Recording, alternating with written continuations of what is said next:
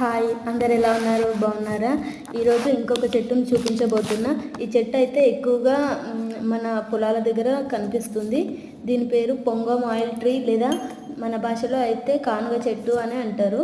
ఈ చెట్టు ఆకులు, గింజలు, బెరడు ఇలాంటి వాటిని అన్నింటినీ సాంప్రదాయ వైద్యంలో వాడతారు. అలాగే ఆయుర్వేదంలో కూడా వాడతారు. ఈ చెట్టు ఆకులను సేంద్రియ ఎరువుగా వాడతారు.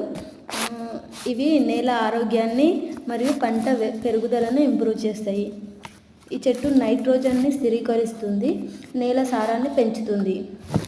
దీని కాయల నుండి నూనెను తయారు చేస్తారు. ఆ నూనెను మనం గానుగ నూనె అని అంటాం ఎక్కువగా. ఈ నూనెను కందెన, వార్నిష్, వాటర్ పెయింట్, బైండర్ మరియు సబ్బు తయారీలో వాడతారు.